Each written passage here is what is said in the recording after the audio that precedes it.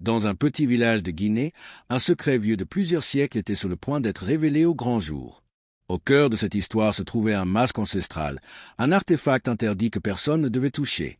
Les anciens disaient qu'il avait été volé à un grand roi africain et caché pour éviter une malédiction terrible.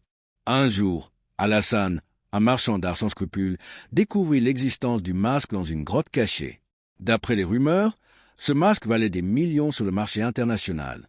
Sans se soucier des avertissements des anciens, il le vola et le vendit à un riche collectionneur européen. Mais l'avidité d'un homme allait tout changer.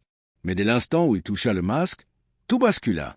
Le soir même, alors qu'il célébrait sa fortune, une série d'événements étranges se produisirent. Ses yeux commencèrent à voir des ombres partout. Des voix murmuraient son nom dans l'obscurité. Son reflet dans le miroir souriait, alors qu'il ne souriait pas. Mais ce n'était que le début. En l'espace de 3 jours, toutes les personnes impliquées dans la vente du masque moururent mystérieusement. Accidents inexpliqués. Crise de panique fatale. Corps retrouvé avec une expression de terreur absolue. L'affaire fit les gros titres en Europe, mais en Afrique, les anciens savaient. Le masque voulait revenir chez lui. Pris de panique, le collectionneur décida de renvoyer le masque dans le village. Mais à son arrivée, les anciens refusèrent de le toucher.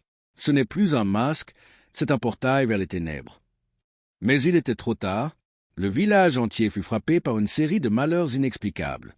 Des maisons prenaient feu sans raison. Les animaux fuyaient la région. Des enfants parlaient dans une langue inconnue en plein sommeil. Le village était devenu une zone maudite. Un dernier espoir existait. Parchemin réalisait le rituel oublié du roi damné. Un vieil homme se leva et déclara « Quelqu'un doit porter le masque une dernière fois et disparaître avec lui. » Mais qui accepterait un destin pire que la mort? Le silence tomba sur le village jusqu'à ce qu'une voix s'élève. « Je le ferai. » C'était Alassane.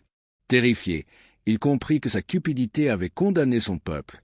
Il mit le masque une dernière fois, et dans un hurlement glaçant, son corps disparut en poussière.